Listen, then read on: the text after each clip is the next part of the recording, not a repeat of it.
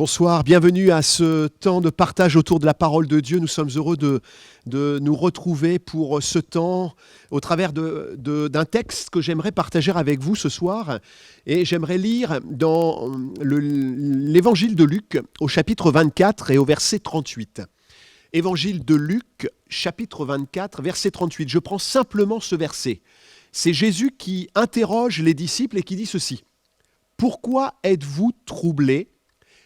Et pourquoi pareille pensée s'élève-t-elle dans vos cœurs ?» Je relis ce verset.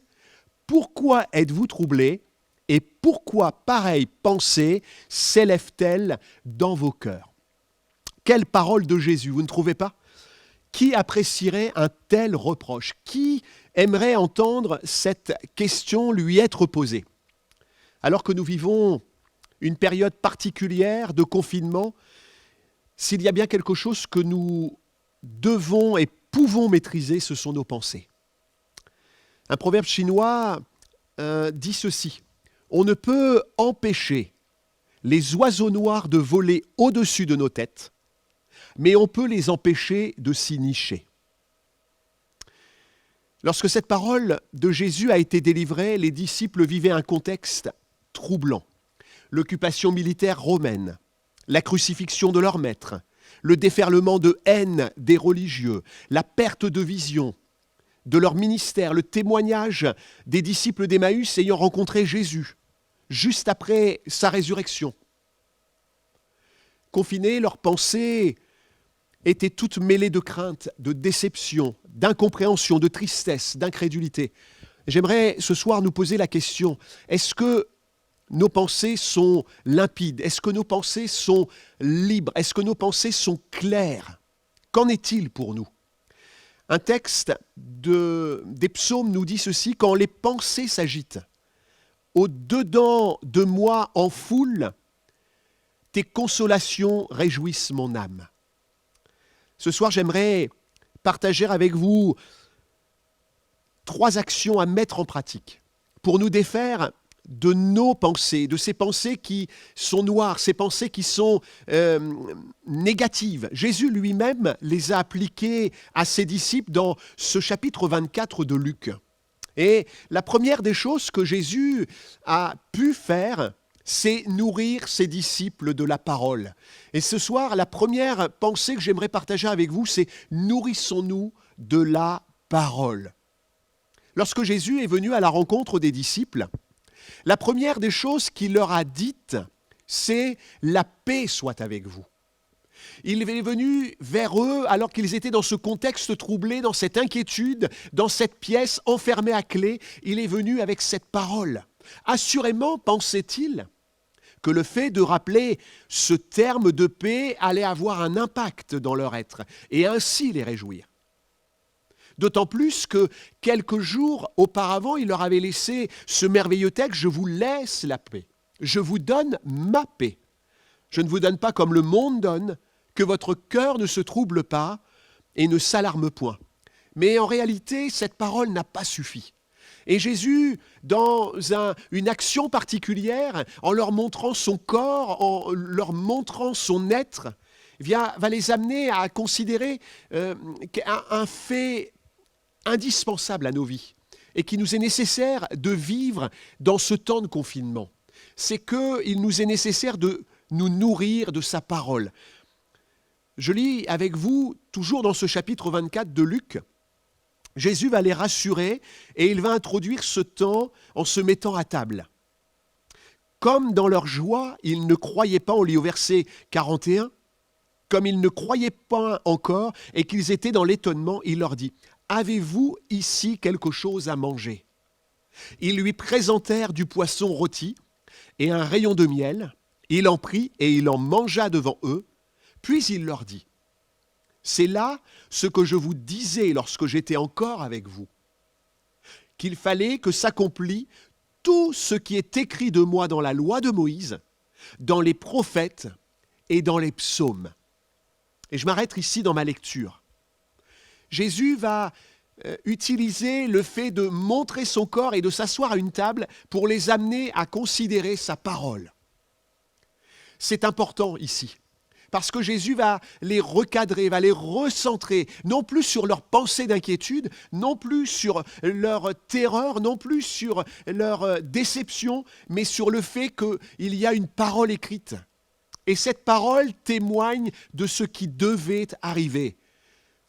J'ai remarqué que Jésus a fait la même chose avec les disciples d'Emmaüs. Il s'est arrêté avec eux chez eux et les a instruits tout au long du chemin par la parole. Si, de la même manière, nos pensées aujourd'hui nous jouent des tours, Dieu nous invite à nous plonger nos regards dans sa parole. Il nous a avertis des temps par lesquels nous passons. Matthieu 24 nous dit qu'il y aura des bruits de guerre, il y aura des guerres, il y aura toutes sortes d'événements. Et il nous disait au travers de ce texte, et il nous dit encore aujourd'hui, qu'il ne fallait pas s'inquiéter, il fallait que ces choses arrivent. Paul le dira aux Romains d'une façon peut-être directe, cela importe d'autant plus que vous savez en quel temps nous sommes. C'est l'heure de vous réveiller, enfin du sommeil, car maintenant le salut est plus proche de nous que lorsque nous avons cru. Romains 13, verset 11. Bien-aimés auditeurs, spectateurs de ce temps autour de la parole, fermons les portes.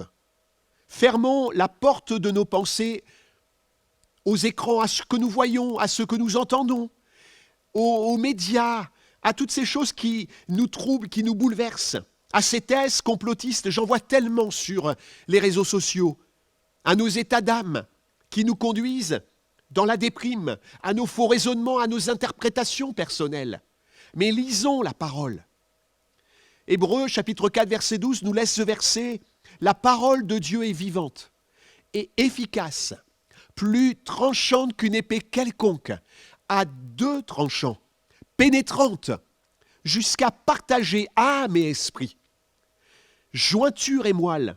Elle juge les sentiments et les pensées du cœur. Et le terme « juger » ici, dans la langue grecque, a aussi cette signification. Elle peut être arbitre. Seigneur, sois l'arbitre de mes pensées. Sois celui qui vient séparer les bonnes pensées des mauvaises. Que ce texte nous interpelle ce soir. J'aimerais voir une deuxième action que Jésus a appliquée à ses disciples. Un deuxième fait. Rappelons, renouvelons notre engagement. C'est mon deuxième point.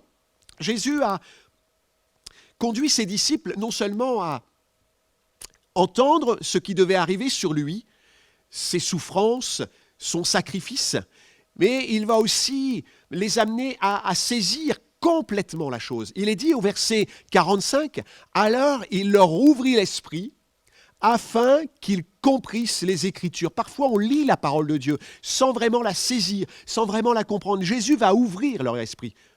Il n'est pas dit qu'il va les baptiser du Saint-Esprit. Non, ça sera après.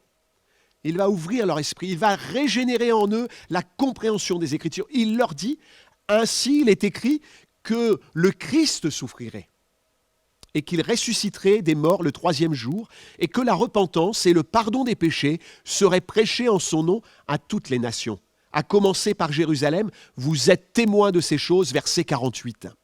Il y a derrière les paroles de Jésus le rappel du grand mandat qu'il nous a donné. Allez par toutes les nations, par tout le monde, apporter la bonne nouvelle, enseigner les Écritures, amener les âmes au baptême. Il rappelle le grand mandat, il rappelle l'amour du Père qui, par compassion pour le monde, l'a donné en sacrifice. Il rappelle son don gratuit à la croix. Jésus les a régénérés intérieurement. Combien nous avons besoin de ce renouvellement? Combien j'en ai besoin? Être ramené à l'essentiel. Non seulement Jésus s'est assis, leur a expliqué les Écritures, mais il les a aussi permis d'être régénérés à l'intérieur de leur cœur, afin qu'ils soient ramenés à l'essentiel de leur vie, leur rappeler leur mission, leur rappeler leur engagement. Nous sommes sauvés. Nous avons une mission, servir notre Seigneur dans l'adoration, la louange, le témoignage. Vous êtes témoins de ces choses, leur a-t-il dit. Pouvons-nous être plus abattus que nos contemporains? Pouvons-nous être plus critiques qu'eux? Pouvons-nous être plus négatifs qu'eux? Pouvons-nous être plus dans la détresse qu'eux? Cela ne doit pas être. Je vous inviterai à prier et à être régénérés ce soir, afin que vos pensées, mes pensées, aient pour objet, comme le dira Paul, que tout ce qui est vrai, tout ce qui est honorable, tout ce qui est juste, tout ce qui est pur, tout ce qui est aimable, tout ce qui mérite l'approbation, ce qui est vertueux et digne de louange, soit l'objet de nos pensées. N'est-ce pas là tout ce qui représente le royaume de Dieu? N'est-ce pas là tout ce que nous devons vivre et aussi amener en témoignage autour de nous? Il me semble que non seulement nous avons besoin de porter nos regards dans la parole de Dieu, mais aussi être renouvelés, régénérés dans notre engagement, dans notre zèle pour l'Évangile. Et puis, Jésus va manifester une dernière action. Tout au long de ce chapitre 24, là, dans les derniers versets de ce chapitre, Jésus va donc les amener à lire la parole de Dieu, à la comprendre, à être renouvelés dans leur mission, dans leur engagement, mais aussi de prendre autorité sur les pensées, sur leurs pensées. Mais comment cela, ce n'est pas écrit dans le texte. Effectivement, la seule manière de prendre autorité sur nos pensées, c'est de le faire par l'Esprit. C'est de le faire dans l'onction de l'Esprit, par l'onction de l'Esprit. Jésus avait encore cette étape à faire franchir à ses disciples. Il les invitait à demeurer un peu plus longtemps dans l'attente du baptême du Saint-Esprit. On peut lire au verset... alors j'étais au verset 48, et au verset 49, il dit « Et voici, j'enverrai sur vous ce que mon Père a promis, mais vous, restez dans la ville jusqu'à ce que vous soyez revêtus de la puissance d'en haut. » Il fallait que les disciples manifestent de l'obéissance. Il fallait qu'ils manifestent une discipline à l'égard de ce que leur demandait Jésus. Après avoir été régénérés intérieurement, Dieu allait pourvoir au revêtement de puissance conférée par le Saint-Esprit. La promesse nous a été faite à chacun. Car la promesse, dira Pierre, est pour vous, pour vos enfants, et pour tous ceux qui sont au loin en aussi grand nombre, que le Seigneur notre Dieu les appellera. Lire la Bible, renouveler, rappeler notre engagement, prendre autorité sur nos pensées par l'onction de l'Esprit dans le baptême du Saint-Esprit. En vivant cette expérience, les disciples devenaient plus forts, plus résistants, aptes à être plus sensibles à la parole et ainsi dominer leurs pensées. Paul va le traduire ainsi. Si nous marchons dans 2 Corinthiens chapitre 10, versets 3 et 5, si nous marchons dans la chair, nous ne combattons pas selon la chair, car les armes avec lesquelles nous combattons ne sont pas charnelles, mais elles sont puissantes par la vertu de Dieu pour renverser des forteresses. Suis-je dans la déprime? Suis-je dans l'inquiétude? Suis-je dans le combat, dans les pensées négatives? Avec l'Esprit de Dieu, je peux renverser des forteresses. Nous renversons les raisonnements et toute hauteur qui s'élève contre la connaissance de Dieu. Et nous amenons toute pensée captive à l'obéissance de Christ. Oui, Jésus voulait que ses disciples puissent être baptisés dans le Saint-Esprit pour avoir cette force de mettre de côté les pensées, de nous orienter vers lui, de regarder vers lui. Faut-il rappeler ses armes? La ceinture de la vérité, la cuirasse de la justice, les chaussures de l'Évangile, le bouclier de la foi, et peut-être ces deux que j'apprécie plus particulièrement ici dans ce texte, dans cette méditation, le casque du salut, cet objet que je pose sur ma tête, là où siègent mes pensées, le casque du salut. N'est-ce pas là le rappel de la grâce de Christ à notre égard, de notre mission? le casque du salut, et puis l'épée d'esprit, cette épée qui vient trancher, qui vient couper à la racine les pensées qui sont négatives. Vous retrouverez ces textes dans Éphésiens au chapitre 6. Je voudrais conclure. 3 actions que Jésus a appliquées à ses disciples et qu'il voudrait que nous appliquions ce soir pour ma vie, pour nos vies. J'ai besoin de vivre cela. Cette action qui me dit « nourris-toi de la parole ». Prends du temps, arrête-toi, contemple-moi, lis mes faits, lis mes actions pour ne pas craindre ce qui arrive, pour ne pas te laisser détourner par les informations. Renouveler mon engagement, dire, oui, comme Paul le dira, je sais en qui j'ai cru, je sais en qui j'ai cru. Oui, je sais en qui j'ai cru. Il m'a sauvé, il m'a lavé, il m'a libéré de mes addictions peut-être, libéré de mon passé, de ma haine. Et puis prendre pouvoir sur mes pensées en les plaçant par l'Esprit devant Christ. Le fruit de l'Esprit, c'est la joie, la paix, l'amour, la fidélité, et j'en oublie quelques-unes. Mais l'Esprit est là pour nous remplir, pour nous donner la force, pour nous oindre et pour chasser ces pensées. J'aimerais terminer par ce texte d'Ésaïe, je vais le lire avec plusieurs versets, je vais le lire. Ésaïe 55, versets 6 à 13. Cherchez l'Éternel pendant qu'il se trouve. Invoquez-le tandis qu'il est prêt. Que le méchant abandonne sa voie et l'homme d'iniquité ses pensées. Qu'il retourne à l'Éternel qui aura pitié de lui, à notre Dieu qui ne se lasse pas de pardonner. Car mes pensées ne sont pas vos pensées. Et vos voies ne sont pas mes voies, dit l'Éternel. Autant les cieux sont élevés au-dessus de la terre, autant mes voies sont élevées au-dessus de vos voies, et mes pensées au-dessus de vos pensées.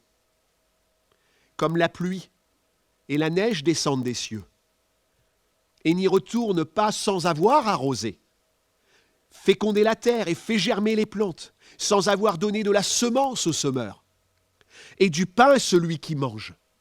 Ainsi en est-il de ma parole qui sort de ma bouche. Elle ne retourne point à moi sans effet, sans avoir exécuté ma volonté et accompli mes desseins. Jésus veut que vos pensées négatives, obscures, qui vous dépriment, qui vous arrêtent, qui vous stoppent, soient chassées, soient maîtrisées. Et vous savez, la suite du texte nous dit ceci. Il me semble que à la fin de ce confinement, si nous appliquons ces 3 actions, ces 3 volontés du Père, de regarder à sa parole, de nous rappeler notre engagement et d'être baptisés dans le Saint-Esprit pour maîtriser nos pensées, eh bien il est dit au verset 12, « Oui, vous sortirez avec joie et vous serez conduits en paix. Les montagnes et les collines éclateront d'allégresse devant vous. Et tous les arbres de la campagne battront des mains. Au lieu de l'épine, s'élèvera le cyprès, c'est-à-dire au lieu de l'épine, cette épine, c'est l'image de nos soucis, de nos fardeaux, elle a été utilisée dans le Nouveau Testament, cette image de l'épine. Eh bien, au lieu de l'épine, ce sera le cyprès, un bois noble, qui servait à construire le temple à l'époque des rois, et qui nous parle eh bien, de ce bois de la croix, de ce bois qui est là dans nos cœurs, la croix de Jésus dans nos vies. Et au lieu de la ronce, croîtra le myrte, la ronce, cette image de la ruine, cette image de ce qui est détruit, qui sera transformé par une autre plante, le myrte, qui est l'image de l'éternité, l'image de cette plante qui résiste au feu, qui résiste à l'aridité, qui résiste aux incendies. Peut-être il y a des choses brûlent-elles dans nos cœurs, nous consument. Eh bien, la ronce sera changée en myrte. Et ce sera pour l'Éternel une gloire, un monument perpétuel, impérissable, que notre cœur, mon frère, ma sœur, ami qui regardez cette vidéo, que notre cœur soit le siège d'un autel pour Dieu, un lieu de consécration, un lieu où nos pensées ne viennent pas nous anéantir quant à la foi, quant à l'obéissance, quant à notre zèle, mais que toutes ces actions soient pour notre part une vérité dans nos vies, Alors, je vous bénis de la part du Seigneur et je vous dis que Dieu vous accompagne dans ce temps de confinement et qu'il soit pour vous un soutien et une grâce. Que Dieu soit votre soutien. Amen.